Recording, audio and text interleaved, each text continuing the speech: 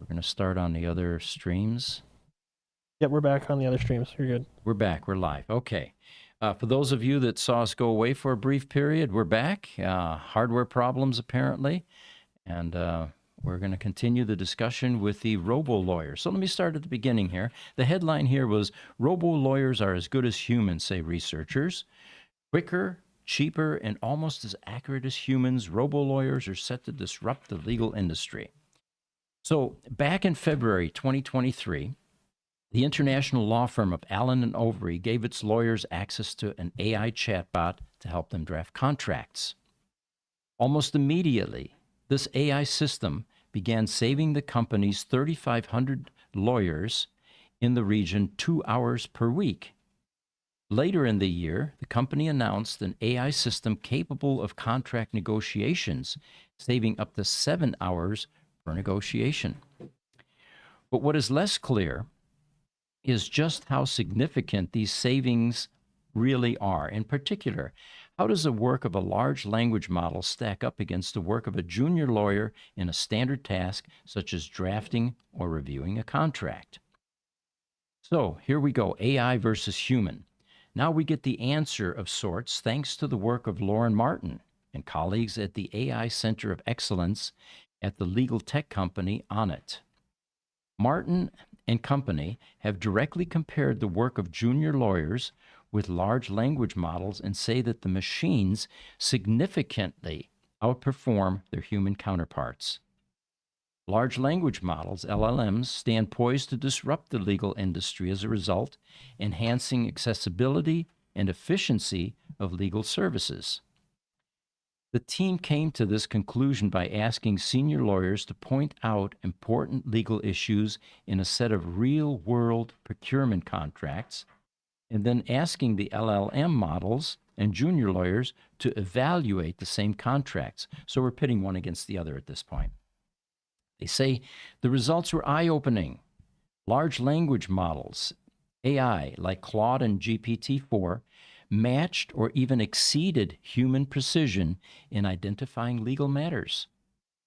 When pinpointing the specific parts of contracts related to these issues, the AI lagged slightly behind the humans, however. Not perfect yet. Martin and company say that this doesn't include the 16 hours or so that it takes to train an AI system, but they point out that this time is roughly equal to the time it takes to instruct a junior lawyer to do the same task. So the potential for cost savings were similarly immense. While junior lawyers incurs an average cost of $74 per contract review, the fastest large language model performed the same task in approximately with 2 cents cost, they say. $74 versus 2 cents. Yeah, there's a savings there, I would say. So they say proceed with caution. The implications on the legal industry are profound and multifaceted, say the researchers, with junior lawyers likely to be given more high-value work early in their careers, with routine tasks more likely to be given to AI systems. So the job loss is not immediate. In fact, if anything, the drudgery and boredom of poring over contract, fine-tuning details will probably now be given to AI, and they'll have the junior lawyers working on more interesting things. They say, but not all is rosy. The analysis cautions that AI still falls short of humans in nuanced legal understanding. Models can also hallucinate by raising non-existent issues in contracts. So oversight from experienced lawyers remains crucial. So basically, they say much work is needed to evaluate the LLM models across more jurisdictions and more contract types. But the research clearly reveals AI's viability for core legal tasks. Law is changing quickly, they say, as Allen and Overy is already showing. This research, which is funded by the legal tech firm Onnit, puts some numbers on that. The era of robot lawyers has clearly arrived. Van Goat's back with us. Devo's still here. Thank you. All right. Here's an interesting article. Artificial intelligence brings a virtual fly to life. By infusing a virtual fruit Well, fly. Hold on, real quick. We got Van Goat with a question for that last article. Okay. It's hard because I got to type out the ones that are on TikTok, so I'm just going to read it to you. It says, so who's liable if something goes wrong, in quotes, does an AI lawyer sue another AI lawyer? Those are the unanswered legal questions, Van Goat.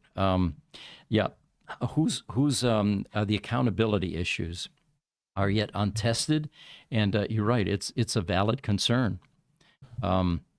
As humans get further and further removed from the equation, the majority of accountability issues rest with humans, and negligence and rewards and injured parties and all of that. With machines, it's going to be interesting because what if it translates back into the administrators of AI, the people that maybe wrote code? How That's what I far was can gonna they say, yeah. extend? Yeah, Whoever coded it, right. what made it do what it wanted to do. So that will probably be a major quandary and a point that will get resolved at some point. So they say by infusing a virtual fruit fly with artificial intelligence, not a real one, a virtual fruit fly, Janella and Google DeepMind scientists have created a computerized insect that can walk and fly, just like the real thing. You know those annoying fruit flies that are buzzing around you constantly? You don't want to swat those anymore because that virtual fruit fly probably costs an arm and a leg, is a fortune. The new virtual fly, they say, is the most realistic simulation of a fruit fly created to date. It combines a new anatomically accurate model of the fly's outer skeleton, a fast physics simulator, and an artificial neural network trained on fly behaviors to mimic the actions of a real fly. Does this scream government grant to you? I mean, how's this useful other than it's fascinating and interesting, right? Well, it'd be fascinating if they moved over to like honeybees, because for years they've been saying that the honeybee is kind of being beat up a little bit with all our construction and global warming and things. I mean, if they can switch over from fruit flies to honeybees to help out, that population going down, Excellent maybe point. It'll be worth it. Excellent point, Aaron. Fruit flies, I don't know if they serve a useful purpose other than be annoying if you've got some ripe fruit in your kitchen, right? But honeybees, they say if bees go away, it's going to change the ecosystem on this planet in ways that we don't like or won't like. All right, so staying with this for a moment, though, along with walking and flying across complex trajectories, the virtual fly can use its eyes to control and steer its flight. You take real fly data, they say, how a real fly flies and walks, and train the neural network to mimic these motions. And then we let this network that we have trained control the fly and tell the fly how to move. This is according to Roman Baxenberg, a machine learning researcher at the Turago lab at Janella, who led this project. It is like a little brain that controls the fly's movements. The new model is the first iteration of the team's virtual fly, which they plan to make even more lifelike with additional anatomical and sensory features and a real neural network. It is also the first in what they hope to be a series of realistic animal models. Now, there we go. Here's the broader application now, that they and other researchers can now develop using this general purpose, open sourced framework. Now, if we move up into the larger, in the animal kingdom, into the larger animals, we have certain pets that we feel belong in the home, cats, dogs, that type of things, hamsters for the kids or whatever. Just think of the benefits. A, you wouldn't have to feed it. There'd be no one to take outside in the middle of the night, So there's some definite advantages there, I would imagine. I would imagine the cat would be a lot more happier and less angry at me when I forget to feed it in the mornings. And Totally, yes. These models, they say, could help scientists more fully understand how the nervous systems, body, and environment work together to control behavior. Real quick, Pete. Yeah. You're talking about the pets. Like you're talking about simulating pets, essentially. Yeah. Well, or creating robot pets that look lifelike. That Well, so I was thinking, though, take it a step further. And what if you have somehow modeled the behavior of your pet? So you say, your pet gets sick, it only has 6 months left. Yeah. You start recording all of its behaviors for that 6 months, and then you upload it into this thing. Essentially, your pet won't die. Right. Ever again. And we've covered that in other AI podcasts, that you're able to preserve deceased relatives by exactly what you're suggesting, feeding the large language models and training them on the characteristics, voice, intonation, personality, all of that. So that part we have talked about, but this part that you're talking about now is the actual movement. So it'll actually move exactly like your pet moves, or fly like the fly flies, right? It'll have not only all of the mannerisms and the personality, but it'll have the movement down as well. And it won't do annoying things like chew out the side of your leather couch anymore. True. Because it's been trained to not be destructive or understand what destructive behavior is. Now, that's an interesting thought experiment, though. What if the cat has a dilemma in its code and in its mind as it goes to want, because if it's your pet, it's programmed with your pet's behavior. It wants to chew the couch, but it gets to the couch and it can't chew it.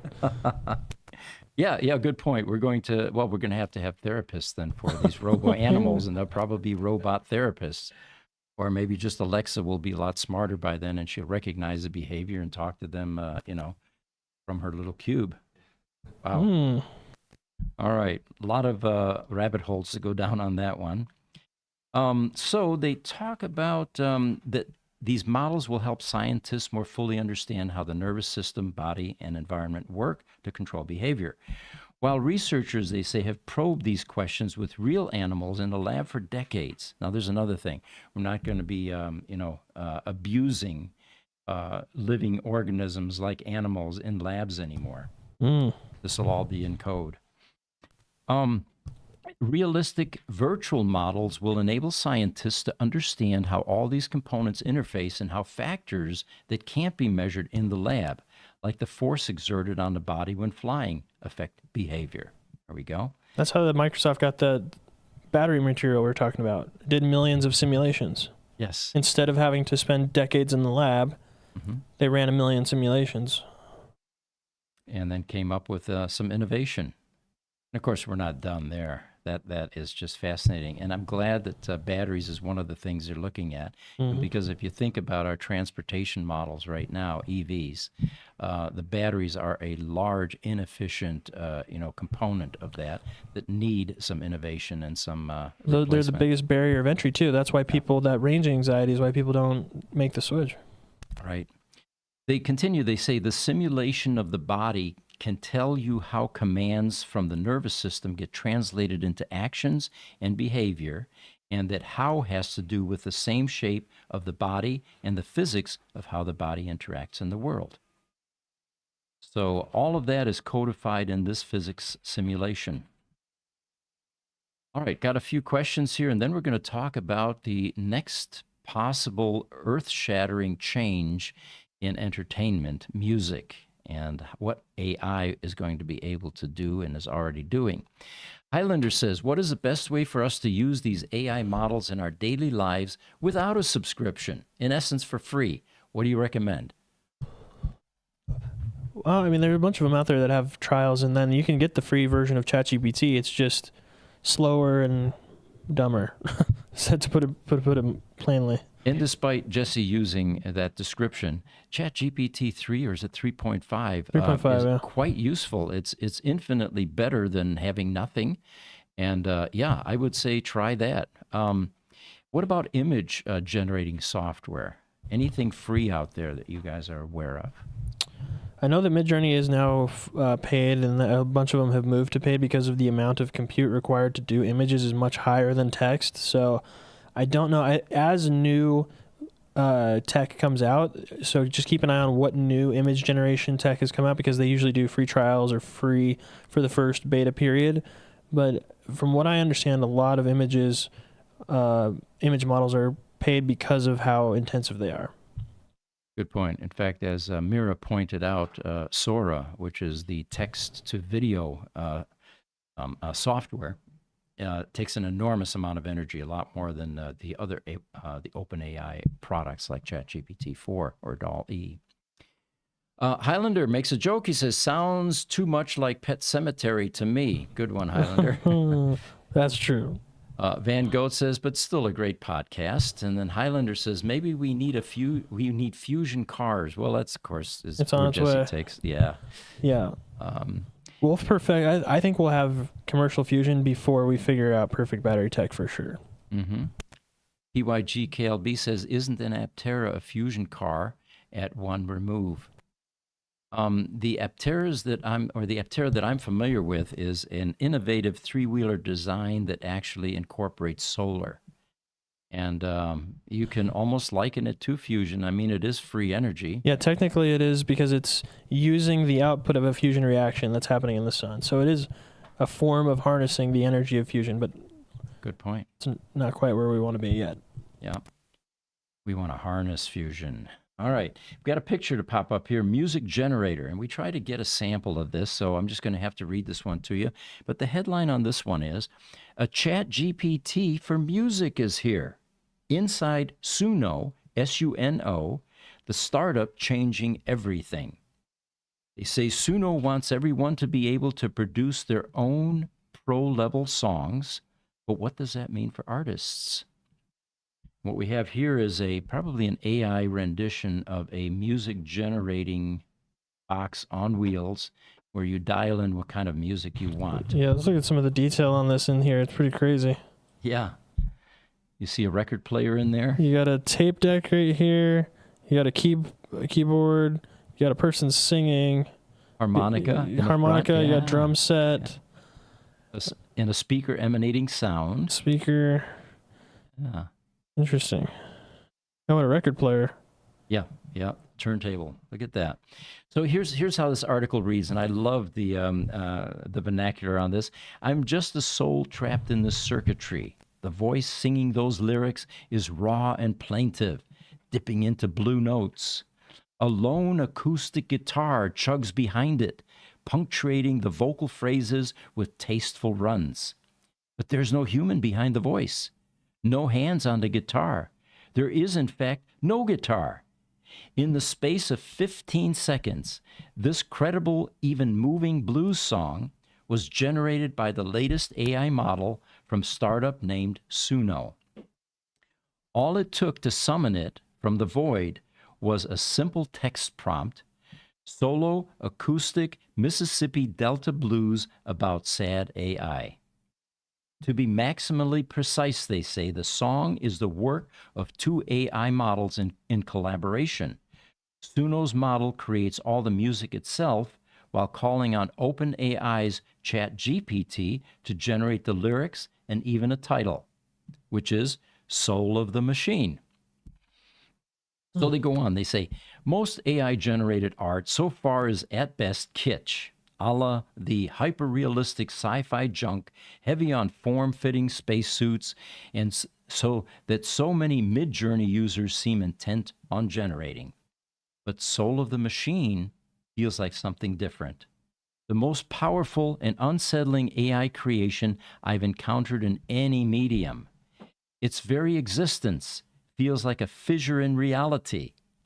At once awe-inspiring, vaguely unholy, I keep thinking of Arthur C. Clarke's quote that seems made for the generative AI era. Any sufficiently advanced technology is indistinguishable from magic.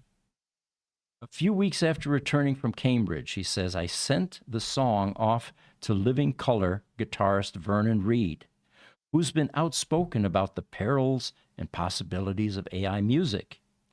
He notes his wonder, shock, horror at the song's disturbing verisimilitude. And I had to look that up. Verisimilitude, is the appearance of being true or real. So the long-running dystopian ideal of separating difficult, messy, undesirable, and despised humanity from its creative output is at hand, he writes, pointing out the problematic nature of an AI singing the blues, an African American idiom deeply tied to historical human trauma and enslavement. So there you have it. We were kind of theorizing before the podcast what possibilities something like this generates. And, we get back to the biofeedback portion of things. Yeah, you can create a prompt, or you can just let AI connect to your body. A unit like this starts making some sounds, eventually hones in and zeroes in on the things that pleasure you the most, and creates music that is specifically tailored to your likes and dislikes, which you may not even yet be aware of until it's generated.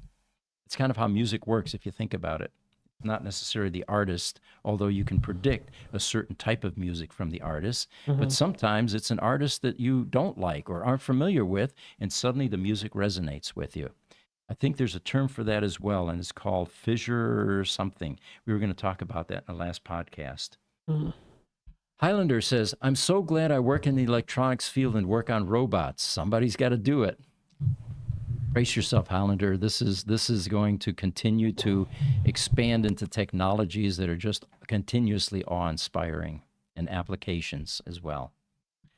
So we'll have to keep an eye on this Suno company. Yeah, I was going to say we can make some songs and try to bring them for the next episode. Yeah. And if there's a subscription, that sounds like one that we need to subscribe to so that we can actually give samples of this. We can actually make music too for our YouTube videos without having to worry about copyright. Good point. Yes. Okay. Background music and whatever else. And that is a constant struggle, and it comes out of nowhere sometimes. We just did a video, I think, a week or two ago, and suddenly we've got a copyright strike that we were completely unaware of. Mm-hmm. All right, so here's another article. To see what the future might look like, it's often helpful to study our history. In this article, they retrace the brief history of computers and artificial intelligence to see what we can expect from in the future. So they talk about how did we get here. There's an image that you can throw up here, Jesse, and it's called the AI timeline. And how rapidly the world has changed becomes clear by how even quite recent computer technology feels ancient to us today. Mobile phones in the 90s were big bricks with tiny green displays. 2 decades before that, the main storage for computers was punch cards. I was around back then. In a short period of time, computers evolved so quickly and became such an integral part of our daily lives that it's easy to forget how recent this technology is. The first digital computers were only invented about 8 decades ago, and in this timeline it shows that. In the 1940s, the first digital computers were built. The first microprocessor hit in 1970. Early days of the internet, 1990, by 1995 it began to really take hold. The first cell phone was around 2000. They don't give a specific date here, but between 2000 and 2010. And there we are now on the timeline. They say that since the early days of history, some computer scientists have strived to make machines as intelligent as humans. The next timeline shows some of the notable AI systems described in what they were capable of producing. And I think that's going to be the brief history of artificial intelligence.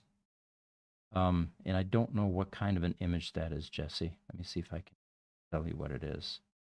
The Microsoft Edge link. That may not render. I'm sorry, say it again. I have the one up behind you right now. Yeah. The timeline? No, this one is, the title of this one is A Brief History of Artificial Intelligence. And I don't think I grabbed that image in the right format for you. So I'm going to have to paraphrase then. The first system is Theseus, Theseus. It was built by Claude Shannon in 1950, and it was a remote-controlled mouse that was able to find its way out of a labyrinth and could remember its course. Just 10 years ago, they say, no machine could reliably provide language or image recognition at a human level. But as the next chart shows, and that would be the AI advances chart, and that one I do have an image for you to pull up. AI systems have become steadily more capable and are now here's the clincher, and are now beating humans in tests in all of these domains. There we go. Outside these standardized tests, the performance of these AIs is mixed. In some real-world cases, these systems are still performing much worse than humans. On the other hand, some implementations, such as AI systems, are already so cheap that they're available on the phone in your pocket. Image recognition categorizes your photos, and speech recognition transcribes what you dictate. So let's take a look at this chart here. I can see it on the big screen here. And you can see that there's a steep curve here that is showing the progression. For the language understanding, it just shoots basically straight up. Yeah. Yeah, that's true. That is a vertical graph, two of them. Reading comprehension, yeah. Amazing. So one of the areas that has changed dramatically is image recognition to image generation. Yeah, that's on there too. Yep, and that one we can bring up, and that's going to be the timelines of AI-generated face recognition, or face images. So they say the previous chart showed the rapid advances in perceptive abilities of AI. AI systems have become much more capable of generating images. And here's some timelines. Now, bear in mind, we're only looking back, 10 years here, 2014, right? And that was the best that AI was able to render in 2014, a pixelated, black and white, fuzzy image. None of these faces that you see here are real human beings. This is all 100% AI generated. This is like that website. This person doesn't exist. For those of you that haven't used that, it's an entertaining place to hang out. You can actually create fake faces of people that really have never been on this planet. They say the previous, okay, so AI systems have become more capable of generating images. The series of 9 images shows a development over the last 9 years. As the chart shows, AI has become steadily more capable and is now beating humans in tests in all the domains. The image recognition software, I have this actually twice here. The final one is actually based on a prompt, which is a Pomeranian is sitting on the king's throne wearing a crown. 2 tiger soldiers are standing next to the throne. In the past, at best, you could generate a face, perhaps, but now we're actually able to generate settings, backgrounds, and with Sora, this would actually have been a video. Highlander says, one last comment, Pete. Did you get my submarine picture where the kids autographed it to you? You know, I'm sorry, I did not get that. The best way to send that to me would be gru@gruber.com, gruber.com. I'd love to see it, especially with the kids autographing it. So Van Goat says, tell Highlander even his job is at risk. Haha. Well, he's seeing your posts here, I'm sure. All right. You know, he's on TikTok. They can't see each other's comments. Oh, they can't. Okay. So the question, here's another headline. Where are we now? AI is here. All right. These rapid advances in AI have made it possible to use machines in a wide range of new domains. And here's some of them. When you book a flight, it is often AI, no longer a human, that decides what you pay. Maybe that's why prices have gone up. Okay. When you get to the airport, it is an AI system that monitors what you do at the airport. And once you are on the plane, an AI system assists the pilot in flying you to your destination. Later on in this podcast, we're going to talk about robo pilots, which are doing as good or better a job than human pilots. AI systems, they say, also increasingly determine whether A, you get a loan, are eligible for welfare, or get hired for a particular job. Increasingly, they say, they also help determine who gets released from jail. I didn't quite get that one, but, how does it do that? So like good behavior based or something, or? It's probably assembling a bunch of data. It's any kind of data analysis is going to be done much faster than any human could do it. And more accurately, less bias. Yeah, there you go. All right, so for those of you in jail, behave yourself, and there is hope with AI now observing and collecting the data. They say that several governments are purchasing autonomous weapons systems for warfare. That's the part that I don't want to hear. And some are using AI systems for surveillance and oppression. All right. AI systems also help program the software that you use and translate the text that you read. Virtual assistants operated by speech recognition have entered many households over the last decade. And now self-driving cars are becoming a reality.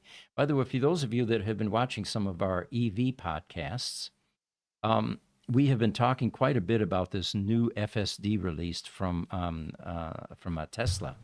One of our mechanics, engineers actually, has this new version of full self-driving, and he says it is substantially different in application on the road than the previous versions that he has been using. So we're getting a lot of good information or positive information about this new FSD release from Tesla. There's another update on that from Elon this morning. Yeah. He tweeted, he said that over the next few weeks, every 2 weeks or so, there's going to be a massive update that rolls out. So he said that it's going to be incredibly different by end of February, early May. It's going to be really good. Fascinating. Yeah, so that we have several large or substantial updates coming to FSD 12 over the next every 2 weeks. So driverless cars on the road is we're headed that way fairly quickly, it sounds like. Mm-hmm. In the last few years, they say AI systems have helped make progress in some of the hardest problems in science, and that's of course where we're also very, very excited. Healthcare, medicine, scientific discoveries. Fusion. I can't imagine that these latest breakthroughs in fusion don't have some aspect of AI involvement. It was the humans, though. We get to claim that. That was one of the last mathematical achievements by humans is figuring out the math to actually get more out than what you put in, which sounds impossible when you think about what you're saying, but it's actually real. So, and contain the plasma. All right, here's an article. Humanoid robots can pilot planes in a cockpit designed for humans. There's a picture of that, and it is called Robot Pilot. He's sitting here in a simulator, which of course is a great place for the robot to practice. We don't want him up in the air yet. And it says that PiBot, they call this. It's not pilot, but PiBot is a humanoid robot capable of piloting a plane. It's been designed by the Korea Advanced Institute of Science and Technology. PiBot uses AI to solve incredibly complex problems and perform difficult tasks. Now remember, in the previous discussion, we talked about that airplanes are already using AI for autopilot type functions. So this is not a stretch. Consistent with what has already been tested and proven. They say that in a groundbreaking leap for aviation technology, engineers at this Korea Institute are spearheading the development of humanoid robots that will now be able to pilot aircraft with unparalleled precision. Read into that, better than humans. Named PiBot, the innovative creation represents the culmination of decades of progress in AI and robotics. Yeah, Pete, this thing is crazy looking. On that podcast I showed you this morning of Sam Harris, they were talking about a little bit about robotics, and also in the new NVIDIA robot, they were talking about how. So we always had that question too. Why do they make it look so human-like? Why is it going more towards that? Well, it makes sense that we've optimized our world for our form factor. Right. So during the transition, the robots are going to be humanoid, but eventually this may be a tiny black box in the instrumentation somewhere. It's unnecessary. Or it could just be a software. It won't even. Yeah. It won't need a seat, is what we're saying. And that's the first thing that, in terms of automotive, is the steer-by-wire is the first move to that, where it's now sending a signal. It's not a direct drive, like a steering wheel column, right? So, and they've been apparently doing that in aircraft for a long, long time. So if you can control all that with software, there's no need to have a robot. And the only reason there's a wheel is because hands-on wheel is still a portion of that vehicle's experience. Eventually, no more human drivers. The wheel goes away. The seat goes away. All of that goes away. Yeah. Interesting stuff. Here's another one. NASA tests autonomous space robots for, we did that, the off-the-world construction. Yep. That's right. We're going to need robots on Mars in order to build the infrastructure for the humans. Highlander says, Roger Starkey, Crunch, Grace the Hopper, and myself follow each other all over the place. So you guys are going to other podcasts. Fascinating. There you go. All right, we are wrapping here, and let me see if there's anything else that we want to bring up. If you want to bring up that steam engine picture, Jesse. Okay. There's no narrative with this other than I found this fascinating because the current fear-mongering that hovers around AI and this rapid technological advancement, it's not the first time in human history that this has occurred. This is a old graphic of the fears surrounding steam engines. So there you have it. There's always going to be fear of the unknown. And that's one of the reasons we do this podcast. I got to insert my piece here. The difference between a steam engine and AI is a steam engine can't improve itself in the background without us knowing what it's doing. Good point. Okay. And pretty ominous looking. That is pretty. It's a pretty horrifying picture. It almost looks like an engraving, does it not? Yeah. It's very strange. And then you have another one in here called Elon on AI. Do you know what that one is? Let's take a look. I do not remember that. It doesn't render on my visual here, so if you can bring it up, we'll see what it's about. It looks like it was a link to Facebook, but it's not working. So not working. Okay. Well, folks, it's 11 o'clock. We usually run these for an hour. Appreciate all of you joining us. We do this podcast for fun. We are attempting to decriminalize AI and make its ability to be accepted a bit better and integrate. The bottom line here is it's coming whether we agree with it or not. So we might as well learn to accommodate it and embrace it, and then figure out how to adopt it. So again, we'll see you next week. Enjoyed having you. Thank you for joining us.